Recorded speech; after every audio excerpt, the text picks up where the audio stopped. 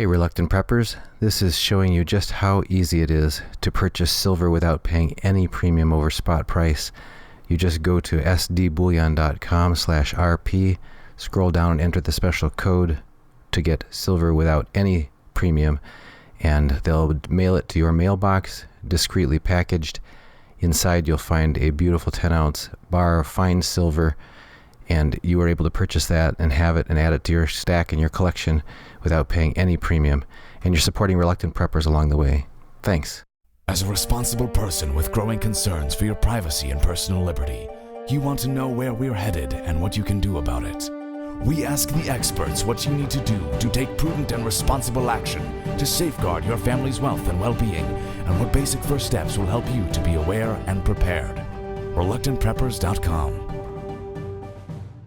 If we could turn now to a topic that you actually introduced on our channel a few months back, and that was universal basic income. It's interesting what a flashpoint that's been when we bring that up either on this channel or in other conversations.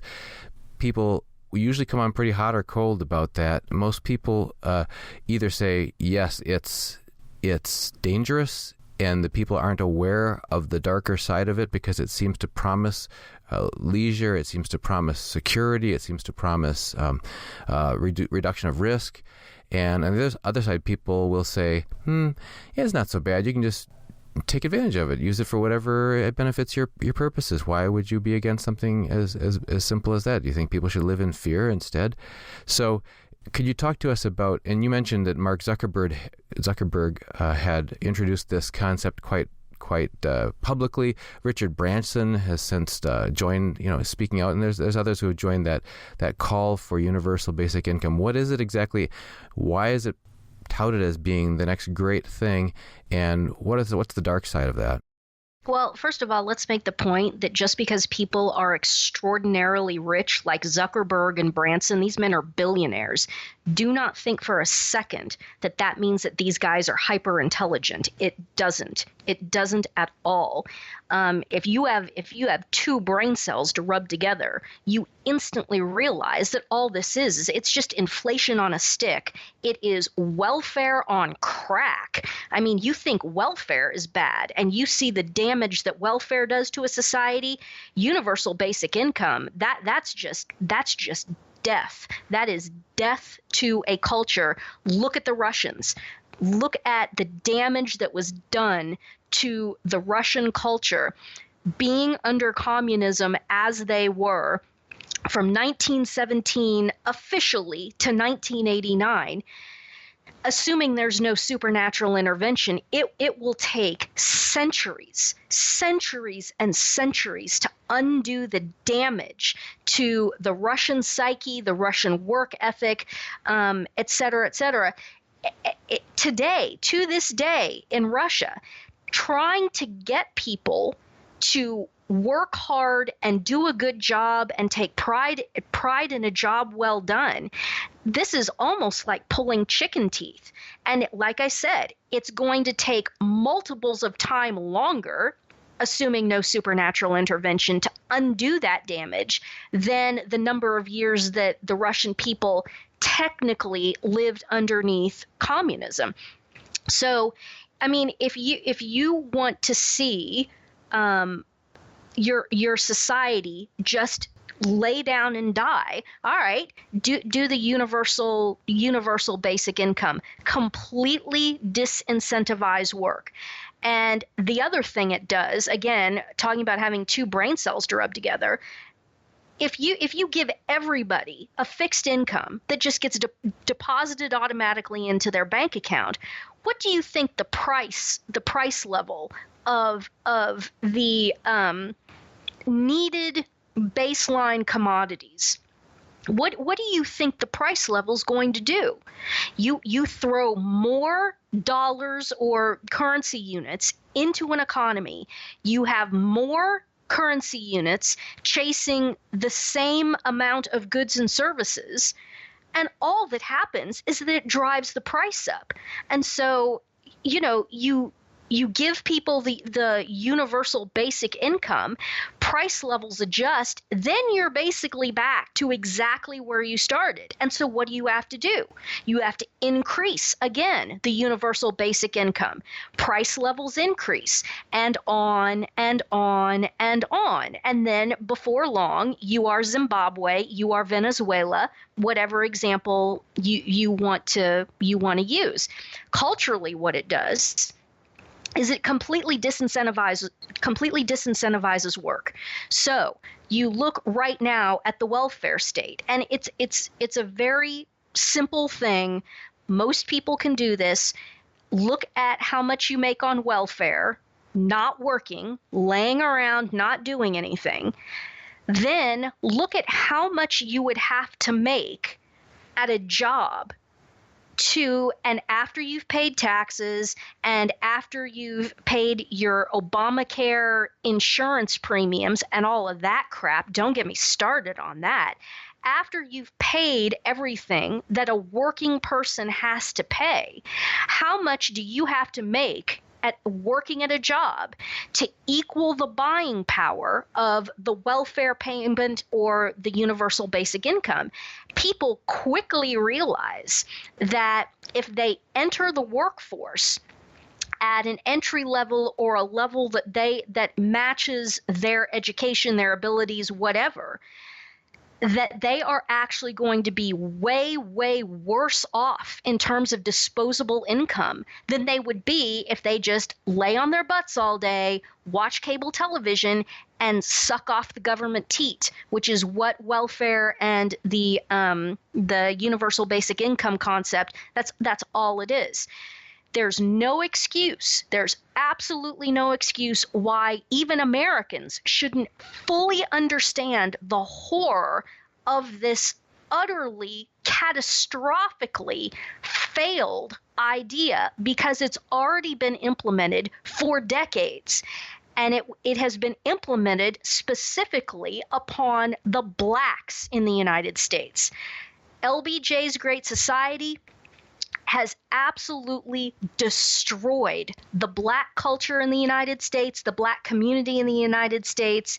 It has, the damage that has been done to the black culture in the United States and the destruction of the black family will take multiples of time longer to undo than it has already existed. So, let's call the Great Society 55 years in existence now. Well, let's call it 50 years in existence.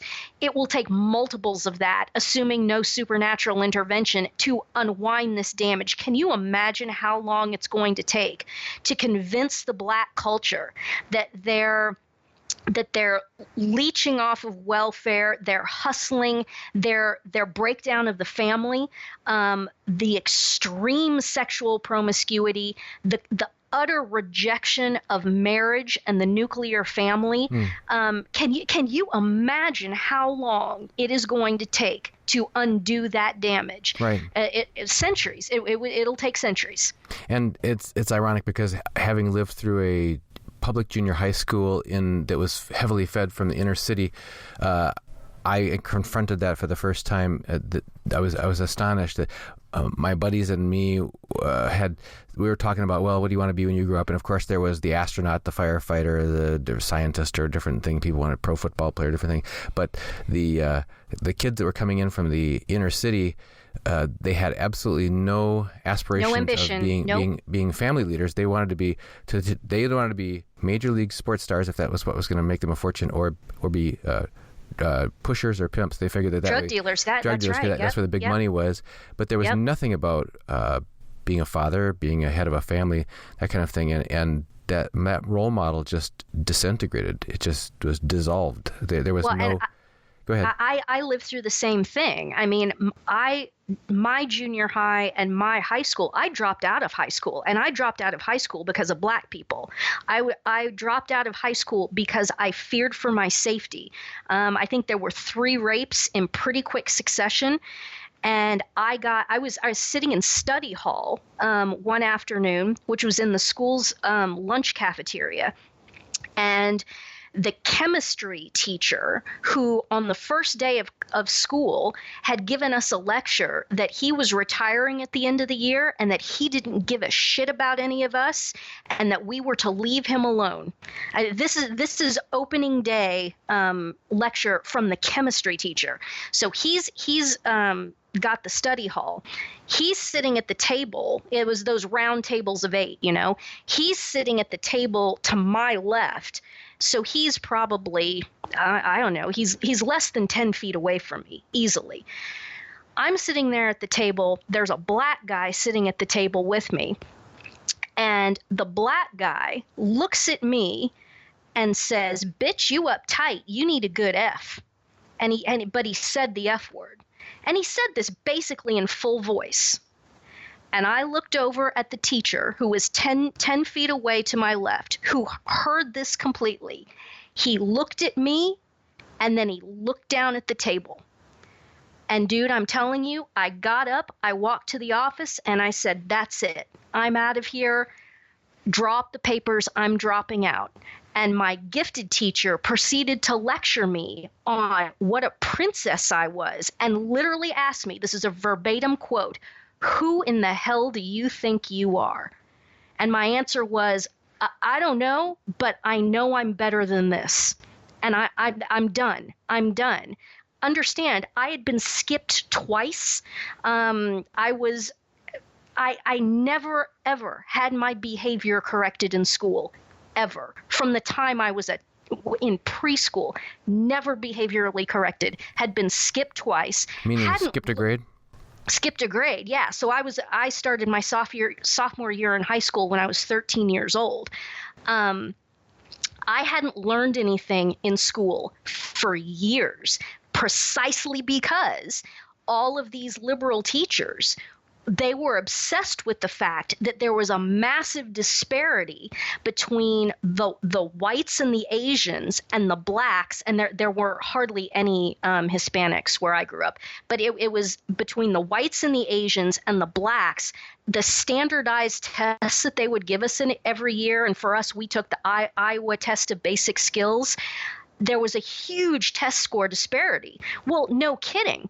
These black kids, their parents are just these, welfare denizens who are ignoring the kids, parking the kids in front of television. These black kids would start kindergarten, first grade, and some of them wouldn't even be verbal. They could barely speak. There was that little engagement at home. I remember seeing black mammies, black mothers, come into the school wearing their hair rollers and their bedroom slippers, screaming and yelling at the teachers for, punishing their child for not doing his homework, being disruptive in class. I remember one time specifically seeing a black woman standing there screaming, throwing a fit, admitting that she had told her son, "You don't have to do any of the homework. You don't have to do anything they tell you." And then they wonder. So these stupid liberal teachers, because the teachers unions are all just, talk about a communist infiltration. That was one of the first things. That's like at the top of the list of communists who want to take over a society. You've got to get into the schools. You've got to get at the children. And so the teachers union is just completely communist at this point, way ahead of the curve in terms of the broad society. And so they were obsessed with closing this performance test score disparity, whatever you want to call it, between the whites and the blacks. And so the only way that they could do this is if they dumbed everything else down. So don't teach the white kids anything so that the white kids perform just as bad on the standardized tests as the black kids. And even that still didn't work. There's still a massive disparity between the two. And so, yeah, I was out of there, man. There's no way I'm sticking around, risk getting raped in the hallways. And that was happening. Guys were raping girls in the hallways. There was one out in the parking lot, and then there were two inside the school. and standing there or sitting there like the guy in the study hall when I called it quits, having the nerve and knowing that he was untouchable and knowing that the teacher wasn't going to do anything, to sit there and say in full voice, "Bitch, you uptight, you need a good F."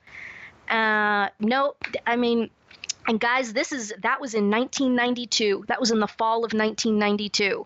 I can't even imagine. I cannot even imagine the hell that public schools today must be. There's no way I would ever let any child that I loved or care about, that I had control over, no way would they ever step foot in a public school, period.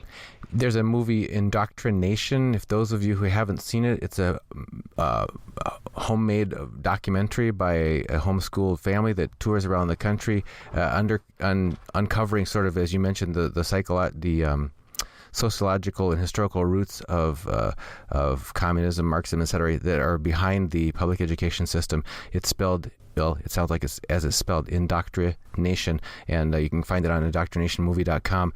One of the things I wanted to make sure we mention here, because I'm sure this video is going to get flagged as advertiser unfriendly based on the content, and people are going to have all kinds of comments thinking that this is a racist comments. There is nothing that's being said here that says any of this conduct flows from someone's genetic makeup. What we're saying is there are policies and there are ideologies that have been perpetrated in the name of sort of giving someone a hand up, when in fact it's holding people down, and it's undermining and dissolving the natural family, and it is destroying the natural role of protector and provider of fathers. And once you break up a family, the society that says, the society will step in.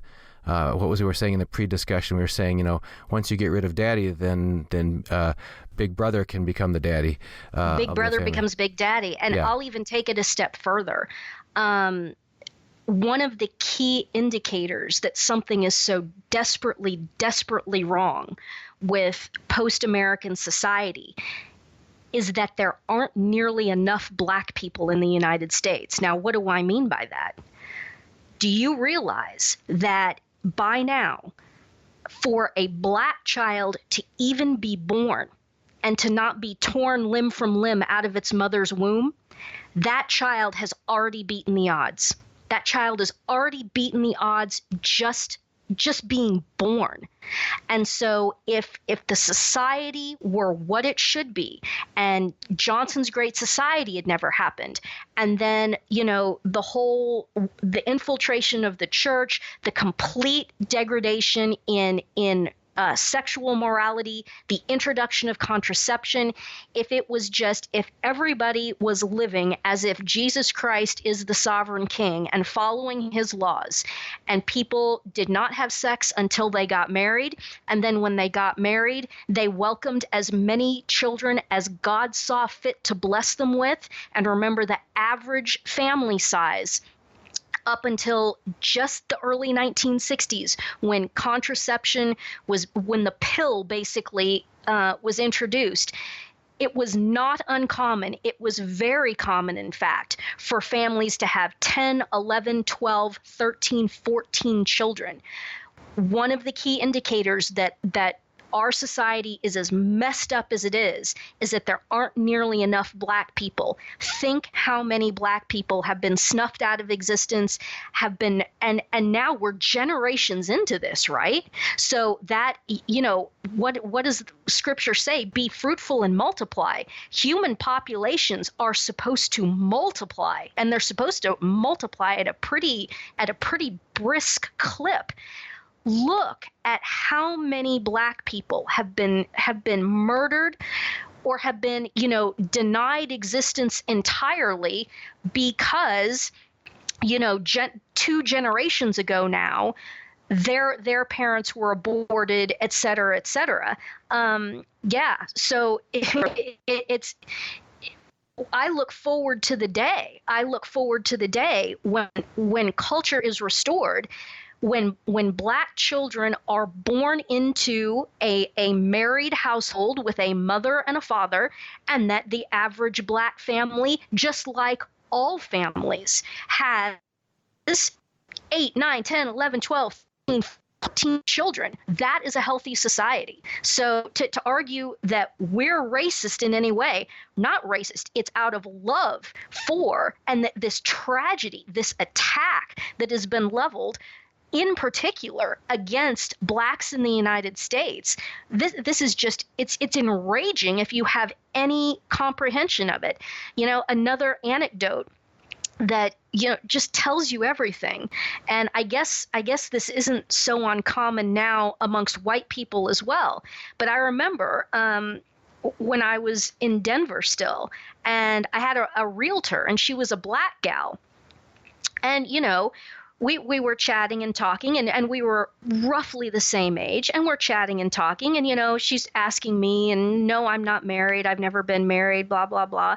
And somehow the conversation progresses and got a little bit deeper and more intense, and I volunteered the fact that because I had never been married, that no, I had never had sex.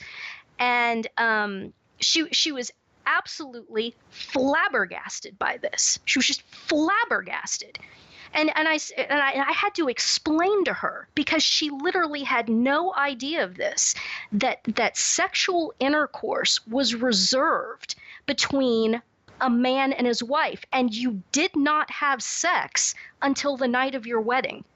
This is an adult, educated, professional woman who's been raised her entire life in this black, what I refer to now as the black hip hop culture. She had absolutely no idea. To her, sex is what you started doing as soon as you entered puberty. And she then volunteered to me that she lost her virginity immediately to a neighbor guy as soon as she started growing breasts. And that's how it works. That's how degraded that culture has become. That it's just, 11, 12-year-old girls being watched, and the second those little girls start to develop and enter puberty, they've got guys all over them. And what's even sicker, and the dirty secret that nobody wants to talk about, is a lot of times it's members of their own family. It's either it's cousins, it's uncles, sometimes by blood, sometimes uncle by marriage or something like that. Very, very common for these young girls, these young black girls entering puberty, to be sexually abused and or essentially raped by either family members or certainly neighbors and friends who are literally standing there watching us. They have no concept. Almost the entire sense of the natural law with regards to sexual morality has been almost entirely inculcated out of the black community. And remember this is even among blacks who go to, quote unquote, the black church. You know what I mean? These Baptist, Pentecostal, AME, we all know what the stereotype is of the quote unquote black church. Sure, and a lot of what you're describing is now, I think the point that you're driving home here, again, just everybody's clear on this. This has nothing to do with race per se. What this has to do with is what happens in a culture and in a society when you divorce, when you break up the family, when you break up the natural law roles that we're called to in the family, and when you separate such things such as vital as sex from morality. This is now happening to the broader society. It's kind of what I think, I'm just tying this back to what you were saying in the beginning. You said, if you want to see what universal basic income brings and you don't like welfare, well, it's everybody's on welfare. And if you don't like what's happened in the last 5 decades of the black culture, then it's going to happen to everybody, because this is going to become the new normal, this replacement of individual pride of work and incentive to raise oneself up and to raise a family, and all that is just being taken away, is being undermined. Disincentivized was the word you used. What happens men providing for their families? Yep. I mean, look at the Great Depression. Okay, the Great Depression happened, massive crash on Wall Street. What happened in that aftermath? You had guys who were high flyers on Wall Street all through the 1920s, and then as soon as that crash hit, they were destitute. They were completely impoverished. They were completely broke. And so men who had been working on Wall Street as high flyers, what did they do? They took their families, they went west, and those guys took jobs, building Hoover Dam, working on road crews, stuff like that, because it was still early enough in the game that the average man had enough of a Christian work ethic and sensibility to him that the notion that he had to provide for his family. I mean, he had to provide for his family. And if that meant that he went from a job on Wall Street to working on a road crew or sweeping streets or whatever it was, these men all went and did that. Can you imagine even a middle class suburban white guy losing his job, becoming destitute, and saying, yeah, I'll go work in a poultry processing plant. I'll take a job slaughtering and processing chickens. No. I'll take a job scrubbing the toilets at Burger King. Yes, I'll do absolutely anything to provide for my family. No, you see, back to the question of narcissism. This generation now is so imbued with narcissism. They think themselves too elite to do that kind of work. And this brings up another really interesting point, is that, again, the more you drive people out of the citizens of your nation, the more you drive the citizens out of your nation, out of the workforce, the more you're going to have to bring in other people who are willing to do jobs like meat processing. Hello, look at that dynamic that's been going on for decades now. One of the main importers of people, for example, Somalians, Muslims. It went in cycles. I mean, first it was illegal Mexicans, then it was Asians. Then it was Somalians and other Muslims, and so on and so forth. It's the meatpacking industry. Okay, Whitey doesn't want to do that. Whitey thinks he's too good to do that. And because there's this welfare state, when Whitey loses his job, he's not willing to go to the packing house. He's not willing to go to the packing house and get a job there. And so the meat processing plants have to bring these oftentimes illegal aliens in, set up these communities of people who have absolutely no intention of integrating and conforming, not like it was in the early 20th century when you had, Irish and Italians and Poles coming in, and there was a sincere desire on all of these people's parts to integrate, to become American. Sure, we can retain our customs and our cool stuff from the old country and still maintain our identity, our ethnic identity, but we're going to integrate into this society. We're all going to learn to speak English, and we're all going to be Americans. That's not what's going on right now. You're basically importing in what are basically invasion forces. And now somewhere where this has come to a head in a particularly strong way is in Tennessee with these chicken processing facilities. You now have basically encampments, territories of Somali Muslims who are living in Tennessee and are wreaking havoc, raping, so on and so forth. And it comes down to this: diversity in this sense is awful. It is absolutely awful. Like-minded people should live together. And this whole notion of diversity, this is a very, very bad thing. You can't have Christian civilization and Muslim civilization. And in fact, I want to correct that, because by definition, the Musloid political system sets up an anti-civilization. So you cannot have Christian civilization with the Musloid anti-civilization, with basically outposts and forts set up inside of your country. This is another communist Freemasonic gambit to try to destabilize and eventually eradicate Western civilization, Christian culture. And look around; it's wildly successful. I have to chime in because the image you just gave, my wife and I have been dealing with Lyme disease, and we talk about these spirochete bacteria that actually can drill into your cells and take over operations within the cells, and then eventually destroy the cell, that kind of thing.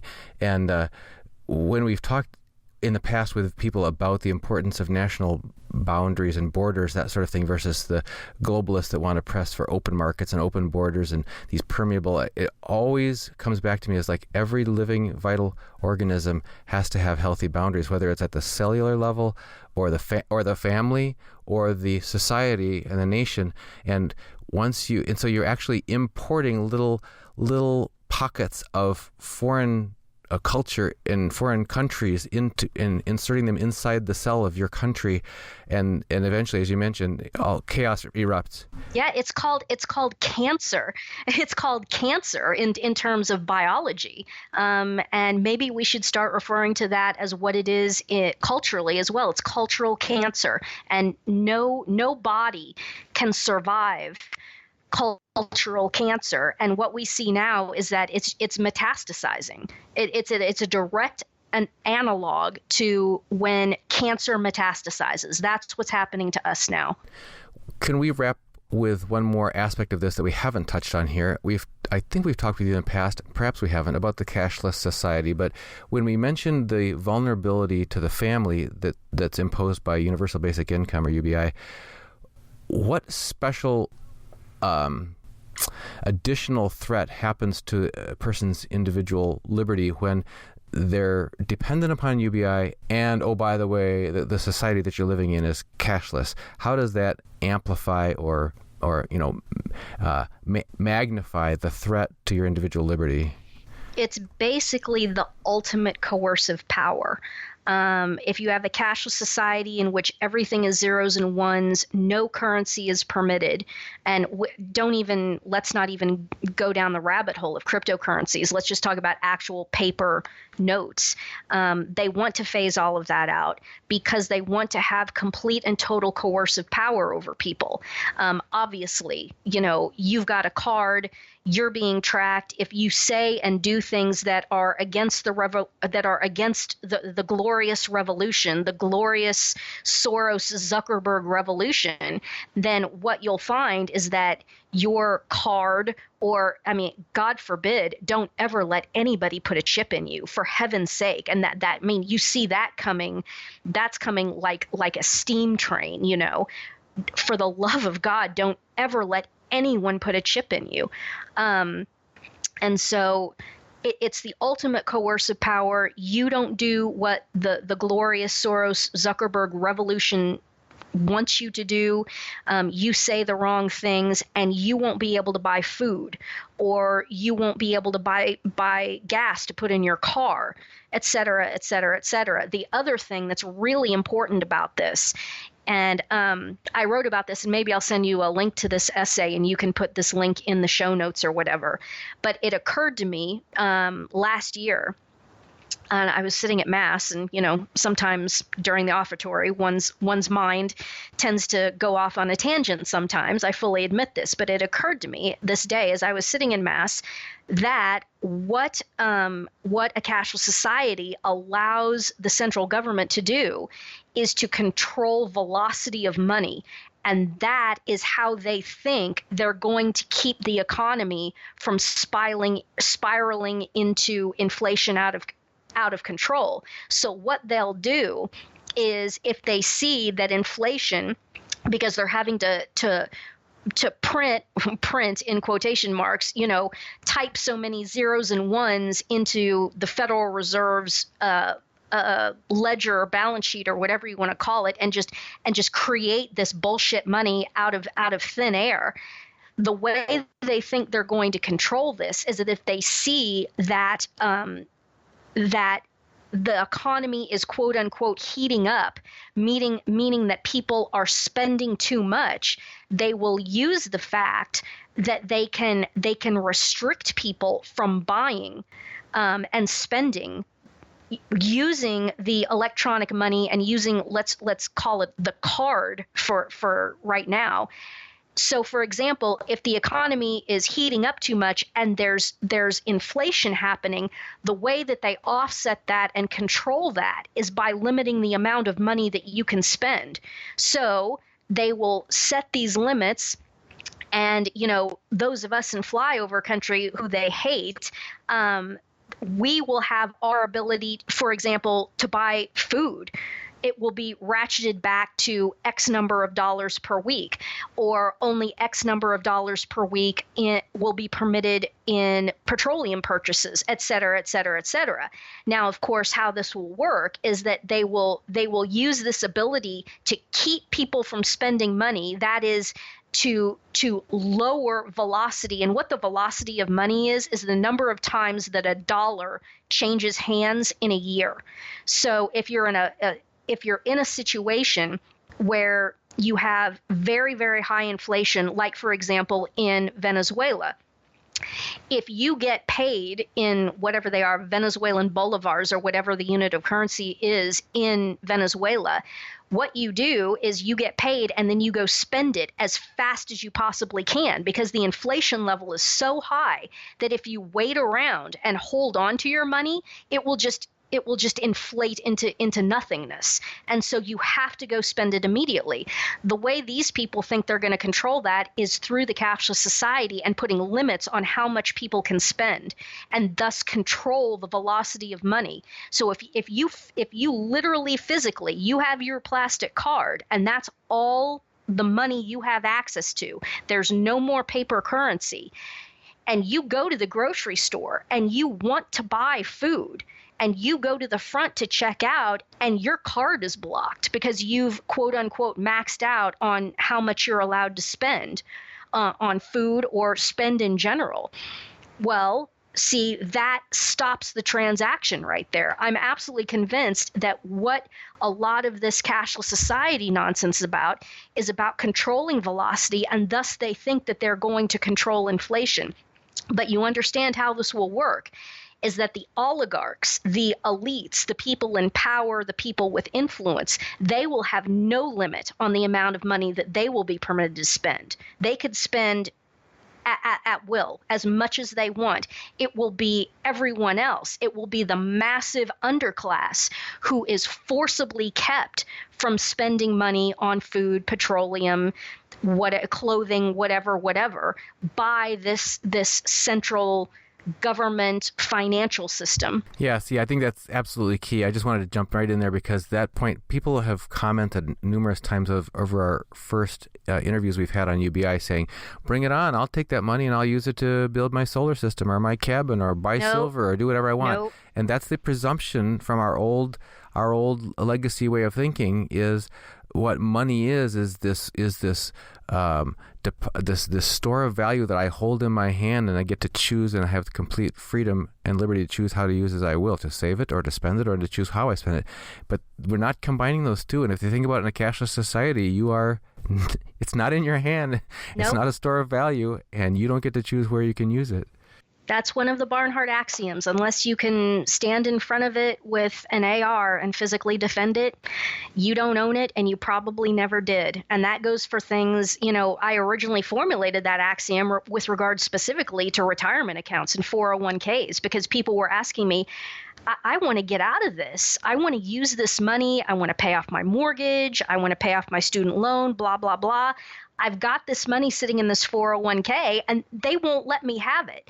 They swear up and down it's my money, but they won't let me have it. I'm like, yep, because if you can't stand in front of it with an AR and defend it, then it's not yours and it probably never was. And so all these people have come to the sickening realization that their compensation packages, whatever percentage that went to the 401k, that's a fraud. That's a lie. You have actually been working for whatever your salary is minus your 401k contribution. You've just been bamboozled into believing that that was part of your compensation package. You'll if you're sufficiently young, you will never ever touch that. And believe me, as an owner of my own business, I set up a 401k program for myself. And when I discerned that it was time to get out of the 401k and liquidate it, I only had to sign one form as the plan's administrator, one very simple form to allow me, my own employee, to liquidate my 401k. It would be exactly the same with any 401k program anywhere in the United States. They would only have to sign one form to allow you to liquidate it, but none of them will do it because they know if they did it, that it might collapse the entire stock market if they did that. And so they won't let you have it. Unless you quit your job, in which case you can take a premature disbursement, and if you're over the age of 55, you don't have to pay additional 10% penalty on that premature disbursement, but you do have to quit your job. Quit your job, 10% penalty at least, and then it's fully taxable income in the next tax year. So yeah, you take a massive hit. Again, backward calculate it and figure out what your true compensation was, what your true salary was, given that hit that you have to take. Oh, and remember, you have to quit your job. So yeah, whatever. Well, Anne, you've been generous with your time. We've held you over an hour here, and you warned me in the beginning that we were biting off a lot here to chew, and we certainly have opened up quite a few very fertile areas of discussion and debate. I'm sure there's going to be a very active stream of questions and comments after this.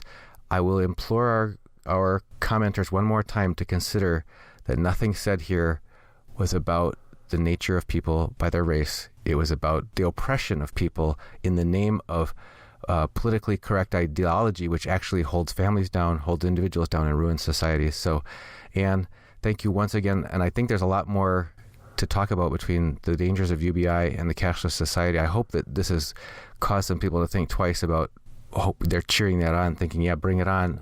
I think they don't know no way. The whole picture there. So thank you so much, as always, for joining us on Reluctant Preppers. Just remind everybody where they can find your blog.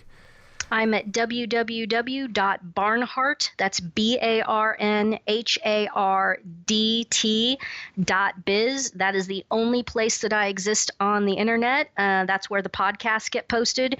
So that's where you can find me. Great. Anne Barnhardt, founder of Barnhardt.biz. Thank you for joining us once again on Reluctant Preppers. Thanks. God bless.